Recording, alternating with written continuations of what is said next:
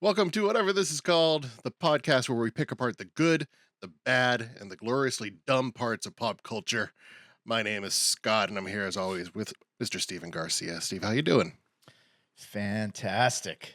Yeah, kind of going through this list last night. I was kind of like, oh man, there's some unexpected stuff. There's some expected stuff because I've talked about a couple of these in the last couple of weeks, but I'm excited for this episode, man. How about you? How are you doing? I'm good. I'm good. I'm chomping at the bit to talk about these films. These, we're talking about bad movies, and so bad they're good movies. And bad movies come in all flavors. Some are dull, plodding slogs that test your patience, while others are gloriously unhinged disasters that just end up being more entertaining than they have any right to be. And today we're diving into both of those, both ends of that spectrum. The films that make you question your life choices and want to sue someone for the 2 hours of your life back. And then the other ones that they make such bad choices so confidently that they loop back around into joy. It's like when you tell a joke and you're just and then you start over explaining that joke and it comes back to being funny again. It's the Family Guy bit where Stewie's going, Mommy, mom, and you laugh, and then you're like, this is annoying, but then it goes just long enough that it comes back around and makes you laugh. Exactly.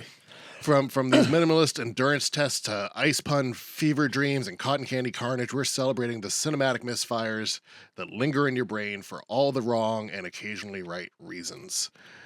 Steve, you are classically trained in filmography. So I'd like to hear your view on this, the difference between a bad movie and a so bad it's good movie. What do you think are some of the elements there of a bad movie? Let's start with the bad movie. The bad movie, what makes a bad movie is just something that kind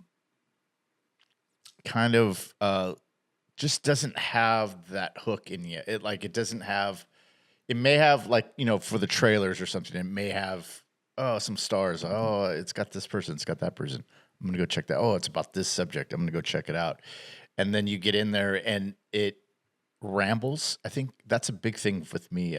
You can tell when something's going to be really bad when you finish a scene and you go, okay, that was horrible, but maybe it kicks off somewhere and you hold that and you're waiting and you're waiting and you're waiting. And then the movie ends and you're like, nothing happened. Mm-hmm. And that's what, to me, you start to see that.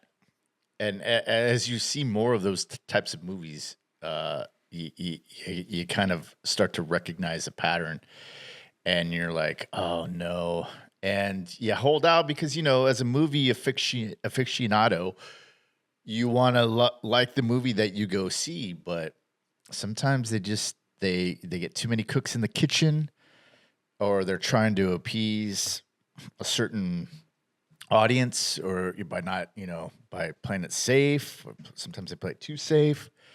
Sometimes it's a money grab, and you see these different types of bad movies, and you just I don't know. You see enough of them, and you start to kind of, and with a few on mine, you start to kind of go, oh no.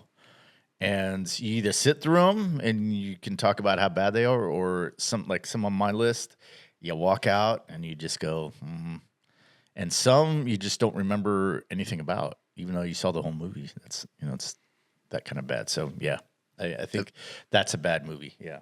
The truly bad movies, you remember they were bad, right? There can be movies that are just forgettable, and they can be bad, but they're just forgettable. You never even think about them unless someone mentions it. You go, wait, what was that actor? Oh, yeah, I saw that one. I didn't like it. But specific ones that are just bad that you might walk out, or nowadays just not even finish it on your TV. You just stop it and you're like, I'm done. A couple things that I can think of to make a bad movie. Big thing is pacing. Mm-hmm. For me, pacing. Yeah. It has to. I think both of the movies that I'm going to talk about, it's a pacing issue. If things crawl forward with no momentum, it makes it feel twice as long, and you're like, "Where is this going?" I need to be able to see where it's going and what it's leading to. And then you can have bad performances in there, right? that can add to it. Technical sloppiness, just people being too artsy about something, too specific in their genre. You don't want to be checking the runtime every 5 minutes to be like, what's left? Well, how much time do I have left? Where's this going? So let's dive into bad movies, Steve. You want to kick us off with one that you've seen, and it's hard to. You're probably like me, where you feel bad saying that something is bad because a lot of people worked on it. Yeah, and it's a hell of a lot of effort to put out a movie, and just from everybody involved with it. So we're not disparaging the crews and people like that. Just overall, these were a swing and a miss. Yeah, exactly. And that's a sports reference for those nerds out there. It's a baseball term. That was a basketball term. Was it swish? Swish and a miss? Well, anyways. Yeah, swish and a miss. Yeah, exactly what he said, except in Spanish. So I think my first movie. Now this happened to be. I'm a big fan, as you know. I'm a big fan of disaster movies. I think we went through that with our guilty pleasures. Huge fan. So when one comes out, I got to go see it. And there's been a couple of stinkers. This one was so bad, and I was telling Scott about this before we went on air here. This one was so bad that I had forgotten that I had seen it. That's how bad this was. So the movie in question that we're going to talk about is Moonfall, my first movie. Came out in 2022. Saw that it was Roland Emmerich, who kind of he cornered the market on these kind of movies. He did all the Independence Day. He did 2012. He did what's the other one? The Day After Tomorrow. Is that with Jake Gyllenhaal? So he kind of knows what he's doing with this. Now they're a little outlandish, but you got to be. That's the whole nature of the genre. This one is about the moon, and it's gonna. See, I don't even remember. I've seen this. I think it's either going to explode or it's coming toward the Earth. I can't remember which one it is. Why not both? Yeah, could be both. There's like chunks of the moon falling onto the Earth, so it's something to do with that. But I saw this actually in the theaters. I actually paid money to go see this in the theaters. And when it came out on, I think it was HBO Max. This was like a couple months ago. It's been out for a while, but a couple months ago I saw it on HBO Max. And I said to myself, oh, I'm going to check this movie out. I don't think I've ever seen it. And as I'm watching the movie, I'm like, the first like maybe 10 scenes, I was like, wait, this looks familiar. Wait. Okay, so the next scene is going to be him doing this? And then, it happens and it's like, oh, I've seen this before. And couldn't tell you what it was about. I mean, it's horrible. Something about the moon is actually a Death Star or something, and you can go inside the moon, and there's this whole civilization in there with ships, and it's horrible, absolutely horrible. And I think, to your point about the pacing, sometimes you can go too fast and not establish anything, and characters are kind of crammed together, and all of a sudden you have a team and you're like, well, hold on. This guy was just cleaning the bathrooms a scene ago, and the adventure starts. So to me, it was obviously the writing, the acting. It was obviously everything. Couldn't tell you what it was about even now. So I've seen it 1.5 times and still can't tell you what it was about. Sometimes I just like to go for the CGI stuff just to see how bad they get. Everything goes to hell. And even that wasn't that spectacular. Like I said, couldn't tell you anything about it. Yeah, that's my first one. Moonfall. Was there any big names in it? Halle Berry is the only one I remember. I'm sure there was more. Yeah, I'm going off of memory here. I didn't do a really deep dive on these. It just was it's not worth it. It's not worth it. I mean, it's just. Halle Berry, I remember her in it, and I remember that maybe the guy. Oh, it was the guy from. Oh, you haven't seen Game of Thrones, but it was the guy from Game of Thrones, the chubby looking dude. I can't remember his name, but he was in it. He played a scientist that was kind of defrocked, whatever. I don't know what you call it, kind of canceled or something because he kind of realized what was going on the moon, and they were like, "Nah, you're full of shit. Get out of here." And then it ends up coming true. That one of those tropes, was like, "I was right." So they refer to him and everything. Oh no, this happens because this and this and this and this. This was in my talk, and no one believed me. That kind of thing. And so yeah, just horrible. Don't see it. Don't see it. It's not worth it. Nope. Yeah. Well, my number one worst film I've ever seen. And I don't think I've ever walked out of a movie in a theater. I think I'm I haven't done that. I'm excited to hear what you've walked out of, but I don't think I've done that. But I have stopped movies at home and just said, this is just not doing anything for me. And it's almost the feeling of when you look around you to whoever else might be watching it with you and you're like, are they thinking this is as bad as I am? Am I just the only one out of the loop? And you kind of don't want to say anything because maybe they're enjoying it and you're the dummy. You're like, I just don't get it. And they're like, oh, this is a masterpiece. This is one of those movies because sitting there, I had to like look over my wife and pause and go, do you get this? Do you understand this movie? So halfway through this movie, you just start to question not just your taste, but the concept of cinema. It's like someone took this movie. It sounds great, right? It's like someone took all your childhood nightmares, stuck them in a blender with a VHS filter, and then they decided, yeah, but what if nothing happened for 2 hours?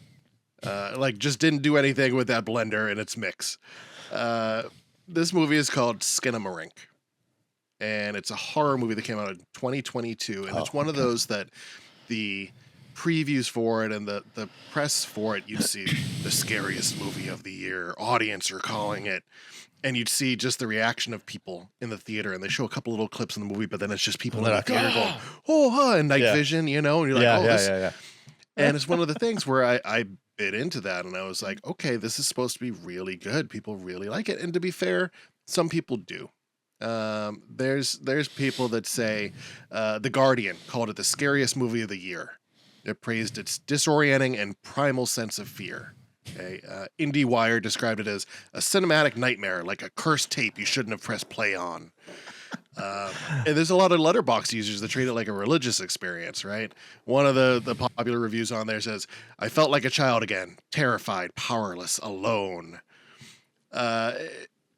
It's just a shitty movie. Yeah. Nothing happens. So the plot of it is two kids wake up and they find that their father's missing and all the doors and windows in their house have vanished. That's it. That's the whole freaking movie. The rest is just 100 minutes of grainy static shots of ceilings and floors and the corner of a TV playing old cartoons. And you hear voices just whispering unsettling things that you can't really understand even with the closed captions on. There's no traditional narrative. It's just these kids, and you hear them talk a little bit, but nothing happens. It's like, remember when you were a kid and if you fell asleep with the TV on and you woke up at like 3:17 in the morning and it felt weird, it felt creepy, and that's what they're going for, and that's fine. That's a feeling, but you can't make a movie based off of a feeling. Yeah, it has to have a start, a middle, and an end to it. It has to have protagonists, antagonists. It has to have just things to it. This has no things. There's no things in this movie. It's a shot of a corner of a room, Steve, for like 12 seconds, and then it will go to a shot of the floor for 15 seconds, and then it'll go to a shot of a coffee table for 20 seconds. That is what this movie is. And it is just... Yeah, well, really quick, it seems like it's one of those things where you, like you said before, it tries to be too artsy. Mm-hmm. It sounds like that. It is. It's not a movie. It's an endurance test. It's if you're not on its wavelength, it feels like someone just left their camera running when they went to bed. It's aggressively slow. It's intentionally obscure. It makes the Blair Witch Project speed look like Fast and Furious 7. Okay. You either emerge saying that changed me, or I can't believe I paid to watch drywall. It split people down, the middle. Some people call it art. Other people say it's torture. And it's it made $2 million on a $15,000 budget, and I still think they overspent. So I challenge you, Steve. I challenge you to watch the first like 10 minutes of this, maybe. What's it called again? Skinamarink. Yeah, and I did the dumb thing. I purchased it just based off of like people talking about it online and just seeing these blurbs, and I bought it on digital, and it sits there in my digital library. You can't just delete something from your digital library. I want to delete it. I want to go, no, thank you. I don't want to see this anymore, but it sits there and it haunts me.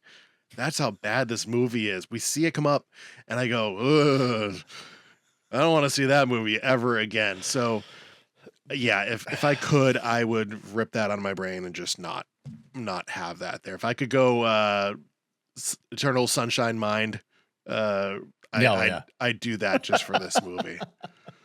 That sounds like a stinker. I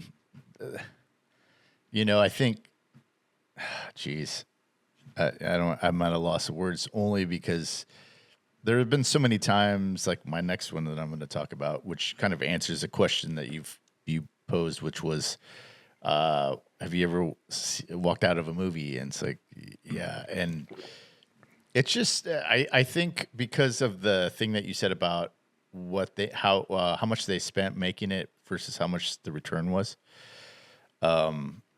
Hollywood's going to see that as a success. It's going to be like, oh, cool. We made money off this. Let's make a sequel. And so they're going to double down and they're going to make another one. And it's so this one, they were smart. They were smart enough this time, though. They were like, they didn't go back to the well. Like they were like, look, man, let's just take this and run. We just, that's probably it too. Like, yeah, what we made? How much? Okay. Yeah, awesome. I pay. It's like you gave the clerk at 7-Eleven like a 10, and they thought you gave him a 20, and they give you back extra change, and you're like, I'm just going with this, man. I'm never coming back to this 7-Eleven again. Yeah, that's brutal. Well, hey, I might just check it out just to see how much of a stinker it really is. Skinamarink. Okay, all right, got it written down. Sounds like a stinker. I want to hear about you walking out. Something you walked out on. Well, my next one was this one. Well, I have this one, and I have a TV show that I wanted to talk about. What is it? Where is it? Hold on. Anyways, yeah. So the one I wanted to talk about was. It's kind of famous for being the worst movie, unwatchable by critics. It won 6 Razzies, including Worst Picture and Worst Screenplay. The two biggest names, probably in music and in film, were both in it, and they were from the block, and they were the it couple of the moment. It's the 2003 movie Gigli. I think that's how you say it. Mm-hmm. I actually wouldn't pay money to go see this in the theater just because Ben Affleck was hot at the time. I mean, in terms of his career, and J-Lo was just starting her kind of like music career, film career, if you will. And this one I walked out on probably half hour into it, 45 minutes into this. I think this was like the first movie I've ever walked out on because I, never had done it before. When you talk about pacing and when you talk about story, this one had issues right off the bat. This was one of those movies for me that I don't even remember. I think it starts out in a house and it's just talking. They're just talking about what? I can't remember, but I remember just sitting there, the first scene just going, okay, well, they didn't say anything there. Okay. Next scene. Okay. Nothing's being said. Nothing's happening. They're just talking. And there's a guy that played a mentally challenged person in this who's not mentally challenged. So kind of You- like Do you remember the SNL skit based on that? Where it was no, the I don't. filming. It was Ben Affleck was hosting, and we have to find this for you to see it. Ben Affleck was hosting, and Fred Armisen plays that character. Yeah, the I mentally remember that challenged, now. Yeah. And he just mocks the movie and the acting, and it's just so spot on.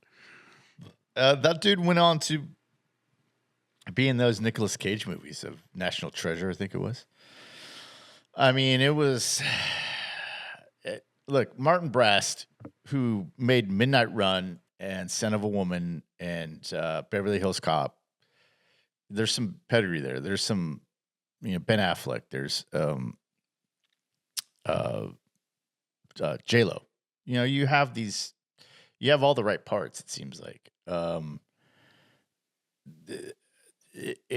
I guess it was supposed to be some sort of like rom-com meets like a mob movie, and then it turned out to be some sort of weird road trip comedy. I didn't even get to the road trip. Did not even get to that.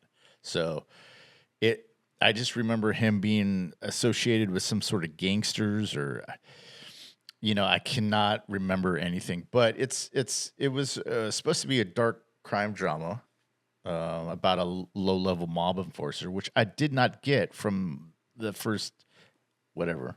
And Ben Affleck and J-Lo they started dating on this movie. So it kind of threw the production into a whack. And the dialogue was really stiff and wooden and kind of like they just didn't talk about anything. It was horrible. And I don't think I was the only one that walked out on this. I remember a couple minutes before I did, someone walked out, and I thought, oh, they're just going to the bathroom or something. But he didn't come back in like 10 minutes or whatever.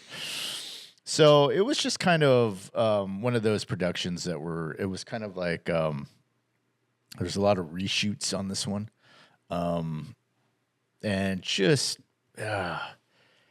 couldn't, it was horrible. I mean, I don't know if, Ben Affleck's a really great actor. I enjoy his work. I like the choices that he's starting to make now. I think post 2005, I think I liked his choices then. I liked his late 90s choices, but He was the bomb in Phantoms, yo. Yeah, dude, that was. Oh, I should have put this on this list anyway. But anyways, horrible movie. Just a lot, just everything that you can think of. The dialogue, the acting, and the pacing. It was just So that's my number 2, man. What else you got? But didn't Jersey Girl come right after that too?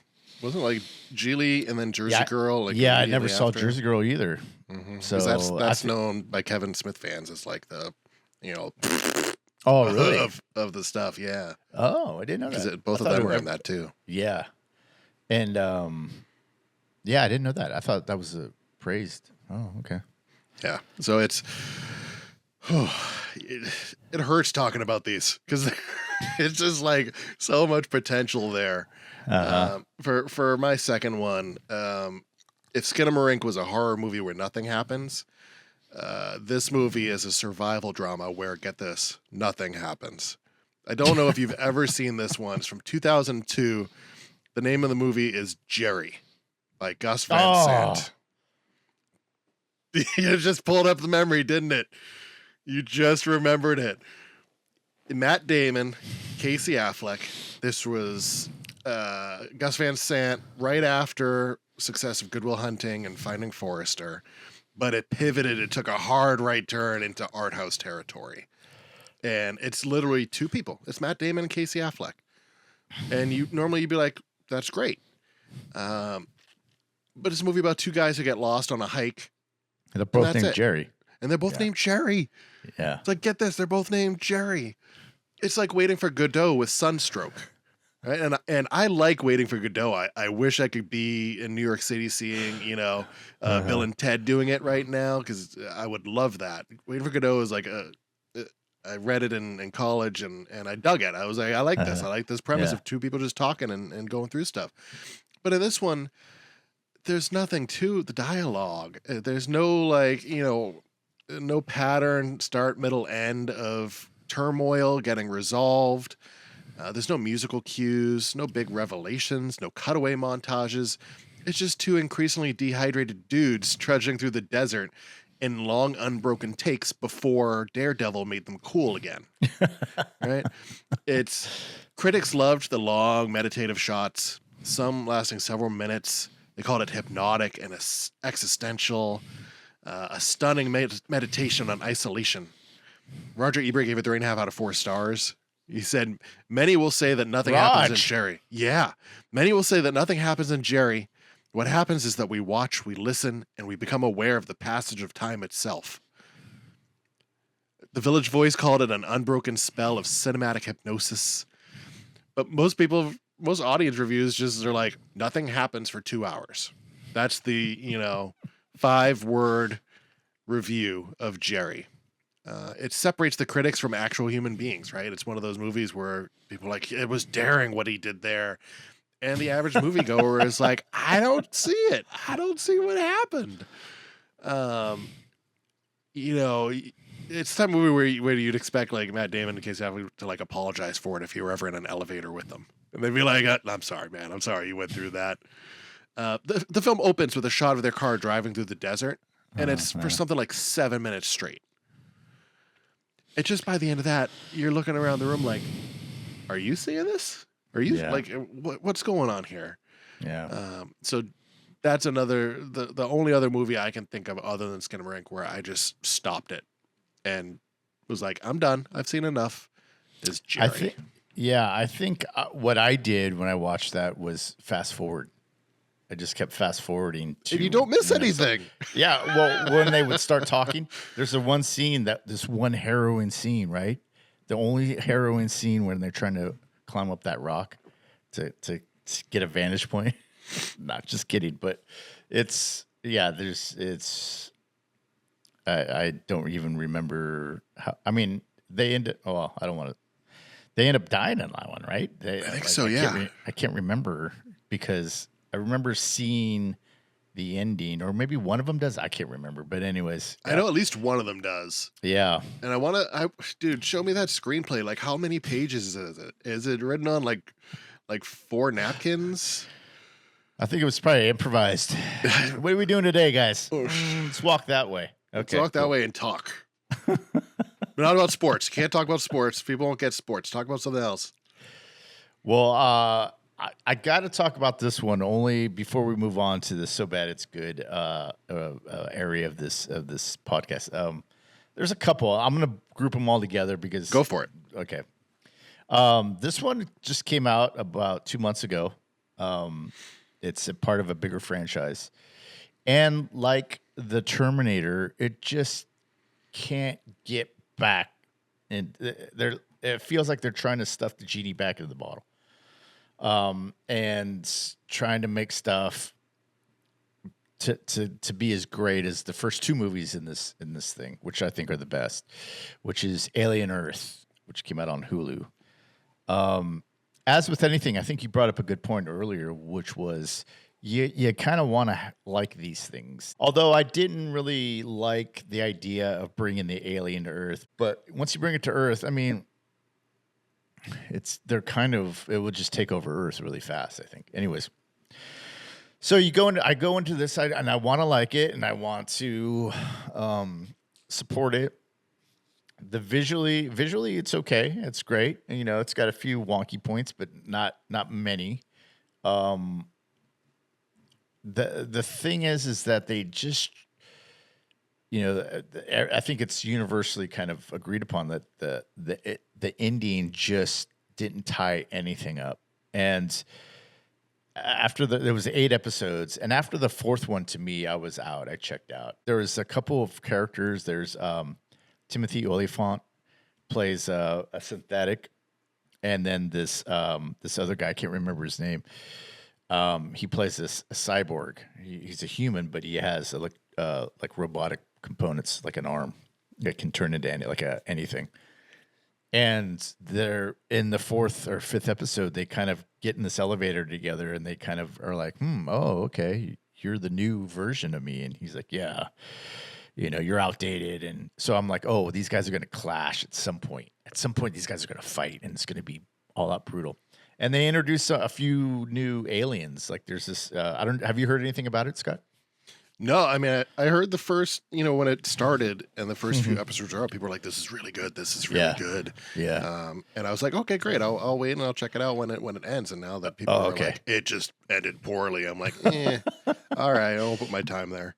I mean, I should maybe, I don't know. Do you want to watch it? Because I don't want to spoil it for you. But there's only so many hours in the day. You can spoil whatever you want, my friend. Go for it. The thing is that they have these new aliens. A couple of them. There's this eyeball alien that was all the rage. Everybody loved it because it was really interesting. It looked like a cross between a big eyeball and an octopus. So it had an eyeball and then it had the tentacles. How it walked around, how it got around.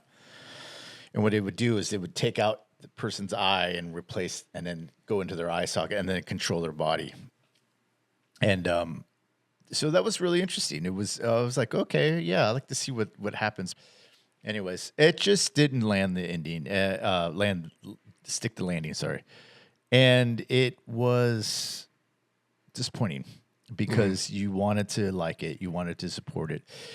But not only did it not stick to landing, it just did so in such I felt kind of disrespected as an audience member. Those are the worst. Yeah, of like, how do you think that I'm this dumb? And look, I'm trying to write something myself, and I have these moments, not moments, like days and weeks of like, I can't do that. What am I doing? I can't do this. There's no way. Watching this, I'm like, oh, maybe I can. It was that kind of reaction.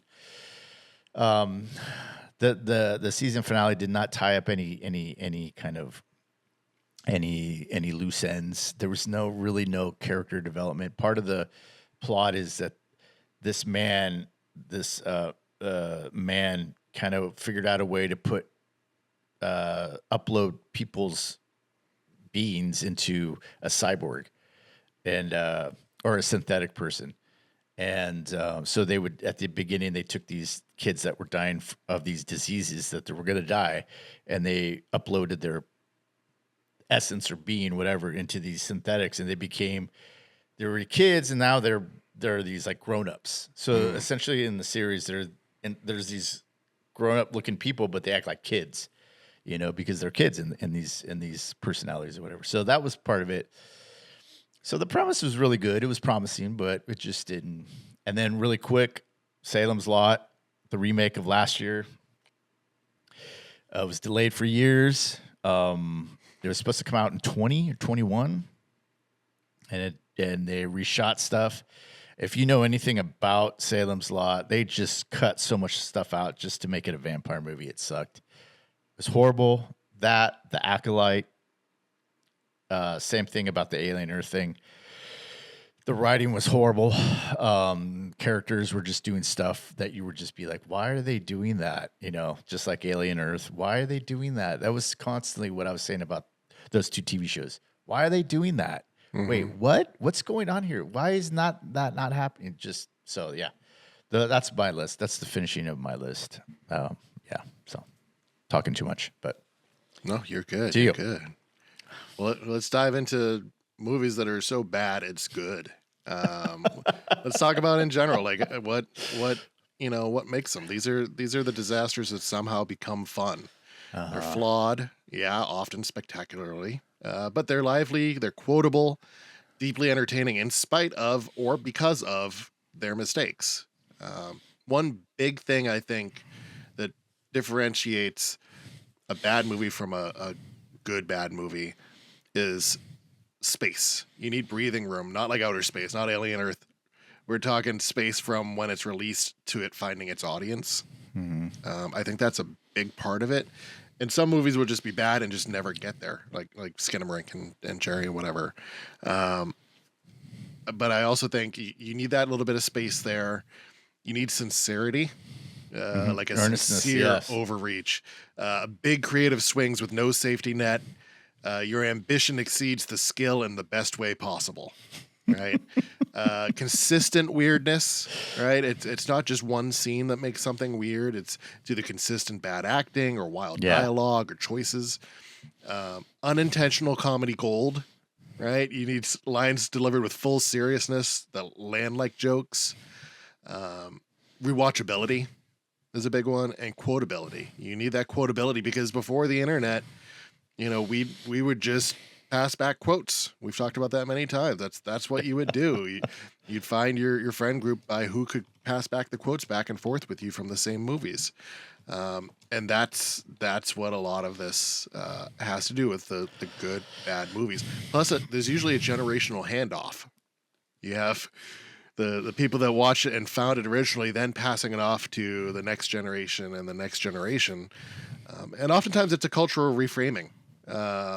It's something in their fans visited with fresh eyes a little bit later, and they have that space between when it comes out and when they see it, and they take ownership of it and turn it into something new and something beautiful. So that's kind of my view on good, bad movies and how they happen. What do you think about those details? I think you hit it right on the head. I think the sincerity, earnestness, the kind of, it's kind of almost like an innocence for me. These movies have this innocence, and you see where they're going, you see what they're reaching for, and you're like, oh, you're almost there, dude. Like, oh, I see where you're going, and even though you miss the mark, it was a fun ride. That's for me is some of the movies on my list here. You kind of, and it's the performances too. If they're full of charisma or they're full of, just this kind of chisme, as we say, if they have that it factor and they're in these kind of clunkers, you're like, oh, okay, yes, you have whatever it is that is needed. And this movie may not be the best vehicle for you, but I see where you're going with this, and I support you because you're trying so hard.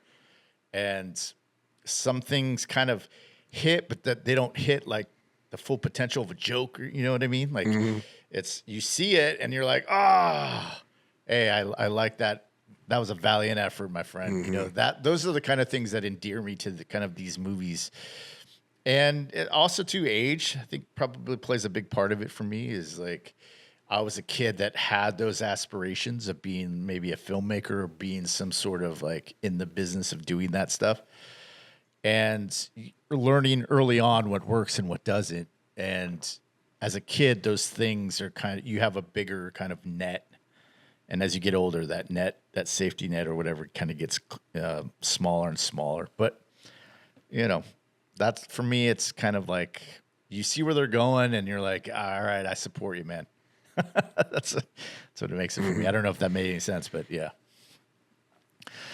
Yeah. There's a lot of little different pieces to movies that you end up loving because they are bad versus movies that are made bad to appeal to an audience, like Sharknado, right? Like that's made to be a bad movie.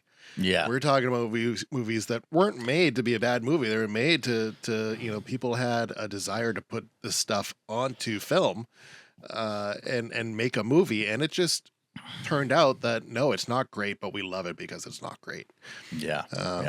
I'll kick this one off with what I would probably say is the most famous bad movie ever made. So much so that they made a documentary about it. Did you actually see this movie? Yes. Yeah, I know what you're talking about already. When I was a child, I saw this movie. This was another one of those rental maybe I movies. Don't know. Okay. That you would see. So it's from 1990. It's Troll 2. Have you seen Troll 2? No. But I've seen when doing the deep dive of this list, that's generally considered one of the so bad it's good movies. Yeah. So it's there's so many factors to this movie. So the premise is a wholesome American family goes on vacation to this small town named Nilbog. right? Nilbog, which is goblin spelled backwards. And one of the main things is they realize it at one point. They go, Nilbog is goblin spelled backwards. It's just, and it's done with such earnestness. So they swap houses with a local family. The son quickly realizes something's off. The townspeople are actually vegetarian goblins, not trolls. There's no trolls in this movie, even though it's Troll 2. And these vegetarian goblins feed the humans green goop to turn them into plants. So then they can eat them as plants. So the vegetarian goblins that eat plants, they turn the humans into plants versus eating plants. At some point, the ghost of the boy's dead grandfather appears to warn him of the threat. And part of it includes stopping time so the kid can pee on the family's dinner to save them. Because he doesn't want them eating this stuff that's going to turn them into plants. Time freezes and the kid pees on their dinner. That's a major plot beat, Steve. The rest of the movie is just this fever dream of bizarre dialogue, stiff acting, confusing editing. So the film was originally written as an anti-meat allegory by an Italian screenwriting couple who didn't speak English. And the cast mostly didn't speak Italian. So most of the cast were locals with no acting experience. The lead dad was literally a dentist, right? It's just every line is delivered like it's being read off a cue card for the first time. The director, who was Italian, insisted every English line be read exactly as written, no matter how nonsensical. So here's some. They're eating her, and then they're going to eat me. Oh my God. You can't, with the pee scene, they go, you can't piss on hospitality. I won't allow it. And then the whole Nilbog is goblin spelled backwards. Like, it's a shocking revelation. It's like watching a middle school play that thinks it's The Exorcist. But it was a direct-to-video flop, but then it got all this, like The Room, but greener. It got all this fan base to it. And then the 2010 documentary, Best Worst Movie, directed by the original child star, where he talks about, the making of it and how it was made. It's joyous. It's one of those bad movies that you're like, this is fun to watch. You want to watch it with a group of people. And that's a lot of these good bad movies where you want to watch them with other people. Well, that's the thing. I thought you were going to go with The Room. That's what I thought you were heading towards. But it's interesting because I watched this program. I think I've mentioned it before, but it's called Creature Features on YouTube, and they play a lot of bad horror movies, like B and C grade horror movies. And they just played this one called Screamers, which is an Italian movie. It's dubbed. And it's weird when they're speaking English in the movie and they dub it with another person speaking English. It's just a weird thing to watch. But yeah, and that you kind of think like these people that are in this movie are like, we're making a movie. I'm going to be famous, and they don't, or maybe they realize, I don't know, but it seems like they're like kind of not thinking about how bad it's going to be, or because they're just in a movie. The novelty of being in a movie and acting is like overrides any kind of sensibility about how good or bad this is going to be. It's brilliant. It's amazing to watch. Yep. Yeah. So, let's see. Hold on a second. I was going to pull something up here. So my next one, it can go either way on this one. So this one is Jim Carrey's kind of first movie, I think, or first leading role, I should say. This is a year before he stars in Peggy Sue Got Married by Francis Ford Coppola. But this one is called Once Bitten. Have you ever heard of this movie? It sounds familiar, but I know nothing about it. It's campy, corny, pre-fame Jim Carrey. It's about a 400-year-old vampire countess who's played by Lauren Hutton. I don't know if you remember her. She was a model in like the 70s, late 70s, and the early 80s. And she needs the blood of a young virgin male to stay young. And so so her waking up at night to start her night with her assistant, and he reminds her of this fact. Oh, Halloween's coming up. You need to have the blood of a virgin before, and then you'll, or whatever. And this coincides with Mark, with Jim Carrey he plays this character named Mark, a high schooler who's just trying to get laid. He has a girlfriend, but the girlfriend won't. She wants it to be special, and all he wants to do is get laid. So him and his two buddies, take him out to Hollywood, a night out Hollywood, and they go to this place where they have like, that you sit at a table and it has a number and it has a phone, and you kind of go, oh yeah, like the girl sitting at that table. Beep, beep, beep, beep, boop, boop, boop, boop.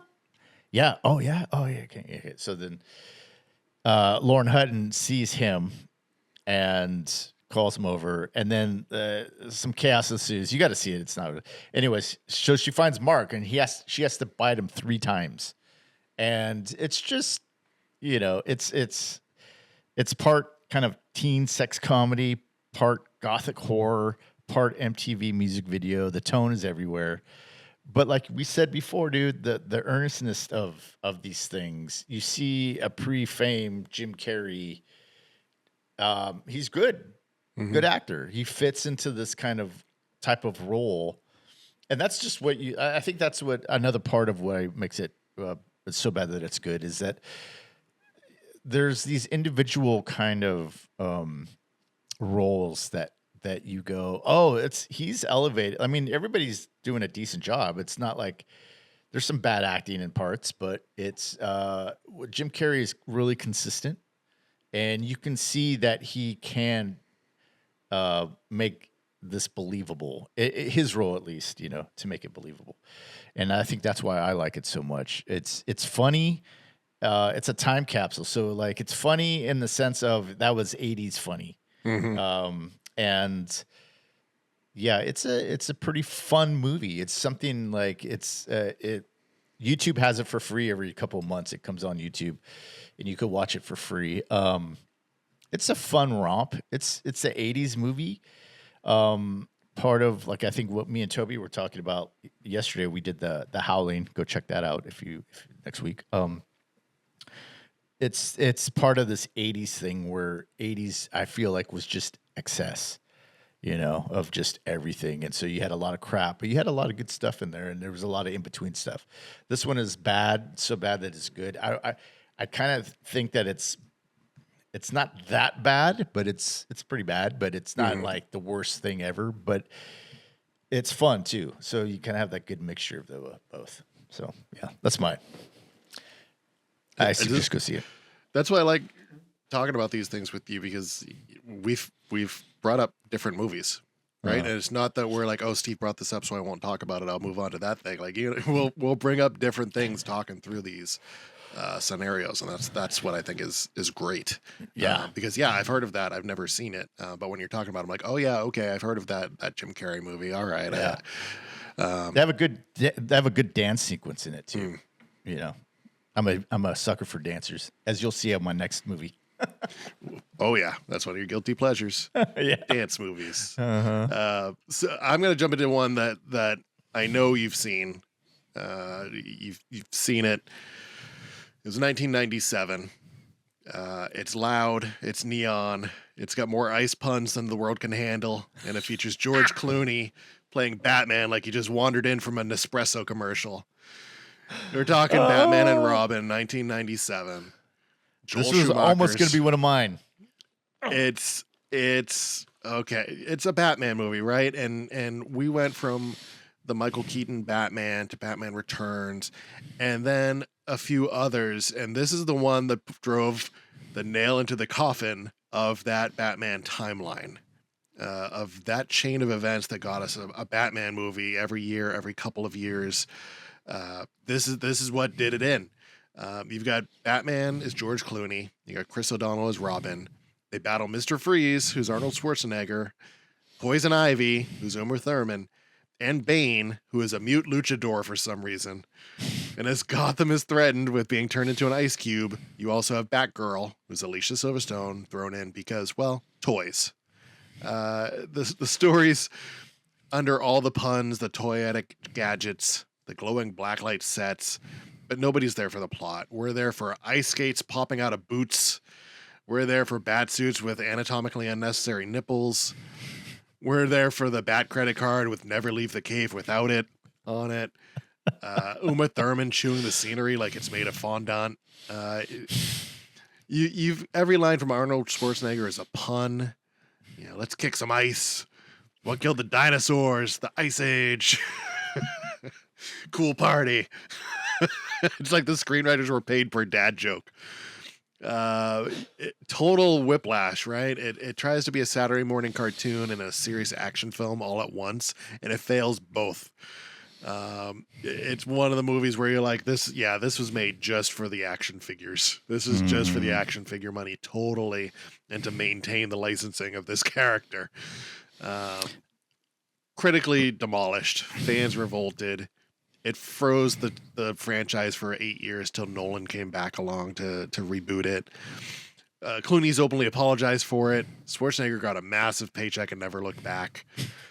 But it's gotten this campy masterpiece resurgence where you can look at it and go, that was a $125 million budget, and it still looks like a glow-in-the-dark bat on ice stage show. They're all great actors, right? Clooney and Uma and Arnold, which makes it that much funnier because you're like, these are these powerhouses that are now in these costumes just cashing in, completely cashing in, doing their best to cash in, but it's campy. Yeah, I love it. The dialogue in that movie is so painful. I mean, I own it only because I have to. I own all the other Batman movies, so I have to have the set. The dialogue in that movie is so just, especially Alicia Silverstone's dialogue when they first introduce her character. It's just walking and her just explaining why she's in the movie, basically. Oh, my uncle, whatever. Yeah, that's a great one, man. I've never, I shouldn't say never, but it's very rare to see a big Hollywood movie like that just blatantly kind of saying, this is just, garbage. Mm-hmm. Everybody here is just having fun. I don't even know if they had fun making it. Yeah. Maybe they did. Maybe they didn't. Who knows? They got paid well enough to do so. That's a good choice because I don't even know what to say about it. It's another one that needed that space, right? Like when the movie came out, it was trashed, and we all saw it, but we were like, that wasn't very good. Even my age back then, I was like, no, this isn't a very good movie. 97, I would have been a senior in high school, and it just wasn't good back then. But now you can look back on it. You can get those little clips on YouTube of the ice skating scene. Literally, it feels like they had looped their way back around to the 60s Batman. Yeah, definitely. And it felt like it's like, great, what's old is new again. Yeah. And it also, like I said, the dialogue was just so exposition heavy. They were explaining the movie in the dialogue. There was no dialogue to kind of necessitate any kind of normalcy in a situation. It was just exposition. It was just, I'm doing this because this, and look I found this about Mr. Freeze. He's this way because this happened and this, and it's just, there's no, it's amazing. It's just amazing to see that big of a car crash and them going, hey, see? And you're like, oh man. Yeah, And it's I a car think, crash that they put up lights and they flashing arrows pointing at it, and they're like, "Oh, no, we're over here. Look at this." and it's kind of cool that Clooney comes back and does some Bruce Wayne in the Flash movie. Did you see that, by the way? No, Oh, sorry. no, you trust me. Okay.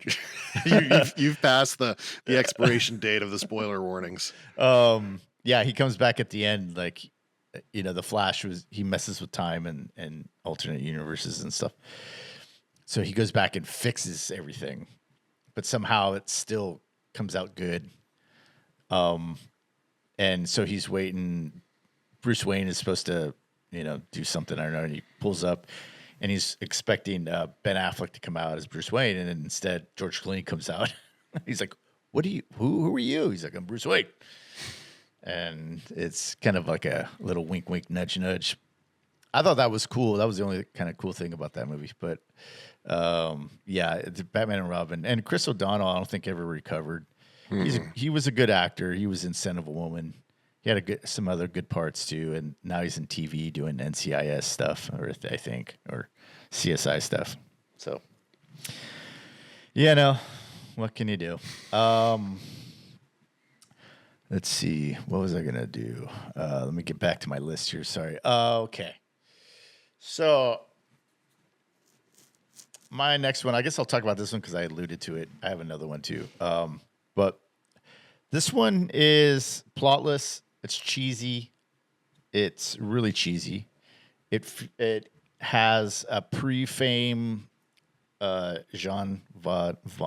his name? Jean-Claude Van Damme in the background, kind of dancing. And it's the 1984 breakdancing movie called Breakin. And like I said, it's plotless. It's really cheesy. This is kind of like when enthusiasm outreaches or outshines its budget. And you kind of, like me, like we kind of said before, that's my guilty pleasures, those dance movies. I like watching people dance, have a good time. This one is full of just dance. It's like a dance movie. It's like I guess they would call it a musical, but it's no one's singing in the movie. It's basically just, they're walking down the street and then the music starts and then they start dancing. Now, Breakin' 2, kind of the cheesiness, it doubles this, but this was the original. This was a big hit. It was all the rage in 1984. I was 10 years old. And I remember being at school and breakdancing was the big thing. And it was kind of this thing that everybody did. Even if you couldn't do it, like I couldn't really breakdance really that good. But I was so into it, man. You're 10 years old. You think you're the best breakdancer. I even wrote a movie, I think a 2 or 3 page script that my aunt taped us, and we did all the lines, and we filmed it in his backyard. And at the end, we had this big dance sequence in the back lawn, and it was just everywhere, and it was fun. Run DMC kind of came out of this with the sweatsuits and the Adidas. It was great. I watch it now, I cringe, but I still love it. It was my first foray into kind of, yeah, that way into this kind of genre. And then, Footloose came out, and I was off to the races after that. But yeah, this was it's a personal favorite of mine. I own it, but I don't go back to it too often because I want to keep that image that I have as a 10-year-old watching this. And if you watch it too many times, then you're like, this sucks. Mm-hmm. I don't want to do that. I want to keep it up on that pedestal where it belongs. And so therefore I have to watch it maybe once every couple of years, maybe once a year. And that's a lot. So yeah, that's Breakin' 1984. Gotta love it. Guilty pleasure for sure. Yeah. So bad it's good. Well, I'll throw one out there, and I have 2, but I'm gonna throw one. Okay. I'll say honorable mention. I know you haven't seen it, but it's Killer Clowns from Outer Space. Oh yeah. That's my honorable mention. That it's it's a horror movie, so it gets a little more breathing room when things come to so bad it's good. It's easier to categorize it as that because they were going for something ridiculous. Horror movies, just at their nature, they're ridiculous. So And that's I count down to be made look ridiculous. Go ahead. From The Godfather. Go ahead. So that's my honorable mention there. But I'm gonna go with for realsies. Before Scream, before Deadpool, there was Last Action Hero. Oh, A movie that tried to parody Hollywood action flicks without being a Hollywood action flick, right? 1993, John McTiernan, yes, the guy who did Die Hard. and Predator. And Predator.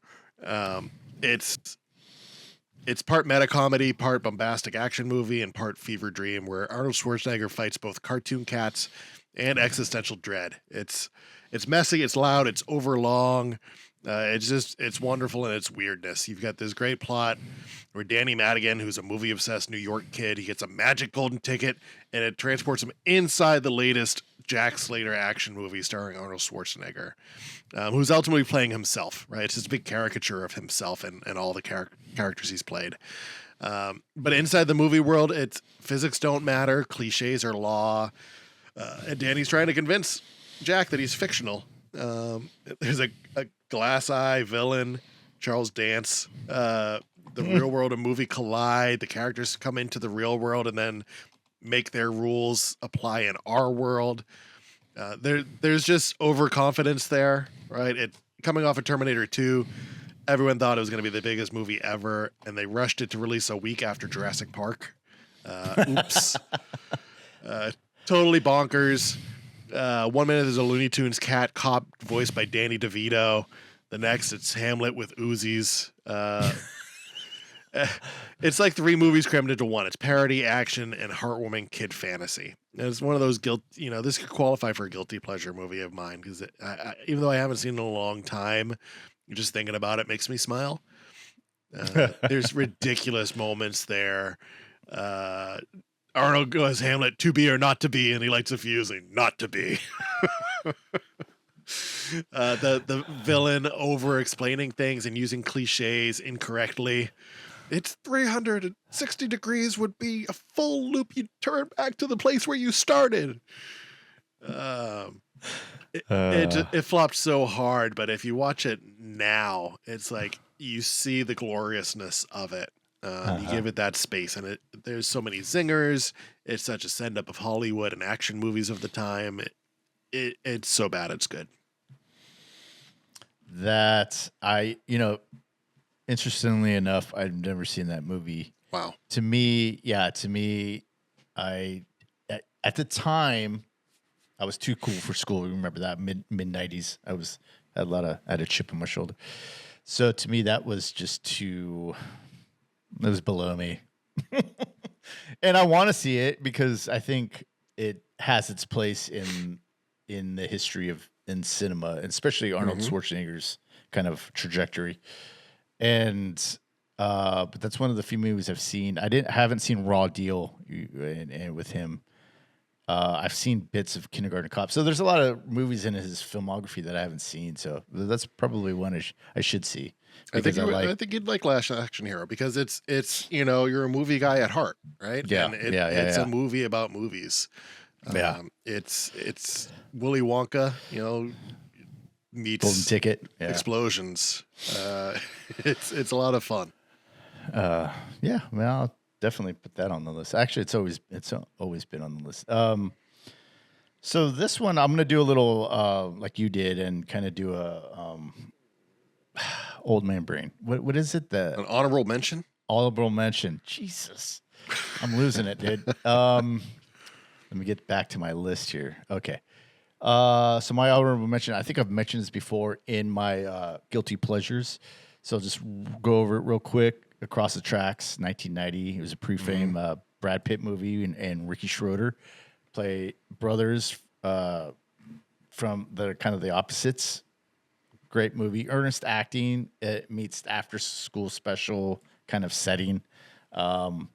And there's a fine line between trying too hard and trying hard and trying too hard. So it's a mess, but I love it. The acting's really cheesy. Love it. So my last pick is a movie from 1993 that kind of has, the acting is very earnest. The acting is they're very sincere. The acting is very, but it reminds me of, it just kind of cuts to the chase. It's a fish out of water story, meets kind of like a Dawson's Creek kind of thing. Oh shit, I lost my place. Okay, here we go. And it's from 1993. The movie is Airborne. Have you ever heard of this movie?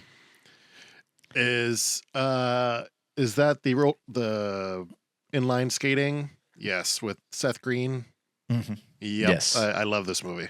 Yes, me too. And it's kind of it was 93, directed by Rob Bowman. He did a lot of Star Trek Next Generation. He did X-Files movie and some episodes.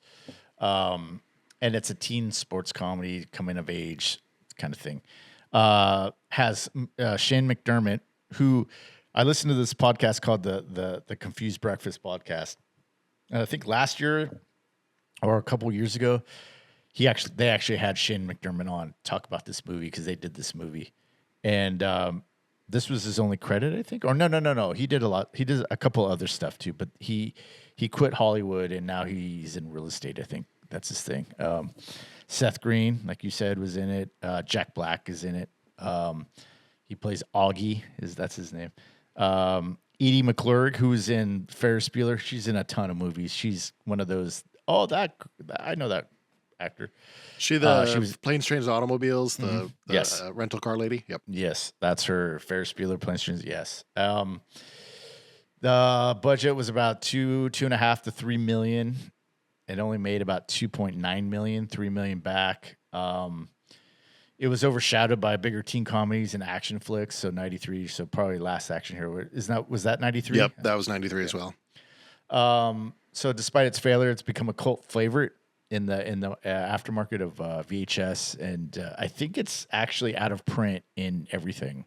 I could not find it. Maybe it's back in because YouTube had it for a while, a couple months, and this month it just went off. So Shane McDermott, who plays Mitchell Goosen, that's his name. Didn't make that. Did anybody call him the Goose? No. In the movie, like what? No. With a name like they Goose, call him and Goosen, right? How can y'all call him Goose? Yeah, exactly. He's from Southern California. His parents get a research grant, but they have to move to Australia to because they're both scientists. And he's a surfer guy, and they have to move him into his aunt and uncle's house, and his cousin, played by Seth Green, in Ohio, in the middle of winter. And so he, out of place among Midwestern jocks, he eventually earns their respect through his rollerblading skills, culminating in a wild downhill race called the Devil's Backbone. That was the thing. And I think this movie kind of encompasses all the things that when you're in school or when you're in at least elementary school, maybe even junior high, you have these fantasies about, or at least I did, about these kind of weird kind of things. I remember in elementary school when I got really bored in class, I would always be thinking about, and maybe we talked about this, where people come and take over the school, but you know all the ins and outs of the school, so you can evade them. It was kind of that thing. The bully is way over the top. Jack Black's friend, yeah, he's over the top, and Mitchell Guzman is kind of a little over the top on the, going the other way, being too cool. Hey man, all I need is some cool ways, a microwave burrito, and I'm fucking cool, man. You know, he's just too. It's just the stereotypical. Yeah, but anyways, 93 California boy. Yep. Yeah, exactly. Wearing the pullover from Mexico, those Mexican pullover things. Bajas or whatever people call them. Yeah. And just oh man. But it's what do you think about that movie in terms of why it's why I don't know. You like it, right? Or no? Or Yeah, I can Okay. tell you, it's one of the films that I would have seen randomly on cable and Mhm. would have been like, oh, and it drew me in to watch them. Like, this is awesome. And then yeah, cable would replay it. Maybe it was HBO or something like that, and I'd look and Yeah. be like, when's this on again? I want to see the full thing. Yeah. It's kind of the underdog story that we all love. It's the guy just. He's Kinda like he's Karate being Kid. himself. Yeah. Yeah. Yeah. He's being Right. himself, right? And we all want to be ourselves. And especially Yeah. at that age, you want to be yourself, but you're drawn to be everybody else. yeah. And this movie, You want to fit in. yeah, this movie is just, it's like, I could be myself. And no, you couldn't. It's not going to work out this way. If you go to, Windsor High School or Sacramento High School, whatever, then you're like, look at me, I can rollerblade. They just punch, punch, punch. Yeah, exactly. And it felt like this Exactly. movie was like, it was, when we're talking about movie tie-ins, it felt like it was just the big rollerblade lobby, right? 'Cause Yeah. it was Yeah. just getting popular. Uh-huh. I remember asking for rollerblades probably around that time for Christmas. But it's funny that he's like, oh yeah, he moves to Ohio. And it's like, oh, but look at this, I can rollerblade. And after he does that thing where they're playing the parking lot hockey, and he like pulls someone's pants down, and they all chase him, and then like that scene after where Jack Black and the Mexican kid and all the big tall dudes come over, and they're like, and he's just like, and they're all yeah, and dude, Jack Black, the most cheesy scene is like, I'm sorry, dude, I just had you pegged all wrong. That's like, Yeah, and you get the cool California kid with Seth Green, who's the nerdy, like recluse Yeah. kind of kid, and he's trying his best to be like everybody else, even though he isn't. You Yeah. get that juxtaposition there. You've got and yeah, date with the girl to like the Yeah. botanical garden or whatever. It's just, yeah, it's very cliche in every single way there, but Yeah. that earnestness that we've talked about Yes. through this whole episode, that's what saves it. It's very Yeah. heartfelt. yeah, he's anti-violence because he in this past he beat somebody up really bad, and he doesn't want to feel that way again. So this whole bully thing, they're just wanting him to engage, and Seth Green finally talks some sense into him. He's like, you got to do something. You got to at least fight back in some way. And so that's when he pulls down somebody's pants and laughs at him, and then they all chase him. And yeah, it's cliche as hell, but it hit some unprotected part of this, heart of mine, this cold heart. So yeah, liked it. That's all I got. It's a solid film, Yeah. film, but again, not one that is going to win any awards. But over time, it's like this movie. Yeah, this movie works. This movie works for me. Yeah. We've gone through a bunch of bad movies and good bad movies. These bad isn't always simple. That's what we've kind of shown here. Sometimes it's a creative swing that misses by a mile. Sometimes it's sincere incompetence, and sometimes it's lightning in a bottle weirdness that audiences can't stop revisiting. And sometimes it's just tied to nostalgia. Sometimes it's just the right place, the right time when you were the right age. Good or bad, polished or baffling, these films stuck with us. And that's more that can be said for most perfectly average movies. So these are the glorious failures, the oddballs, the accidental icons that have stuck with us. What stuck with you? What do you see as a truly bad movie, whether others do or not?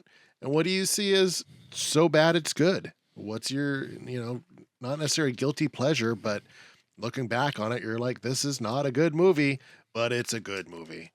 They're Yeah. out there. So let us know in our socials. We're on Instagram. We're on YouTube. Let us know in the comments. We read every single one because we have free time and there's not that many. So get in now. Get on the bottom rung. Get in while we're able to read these, because pretty soon they're just going to be swarmed and we're not going to get to them all. So If you write in, we're gonna read it. yeah, we're going to see it. We're going to understand it. We can't say that forever. At some point, this is going to break, just like Breakin. So let us know in the chat. We will be back with another episode very soon. Until then, this is whatever this is called. Have a good one. Bye.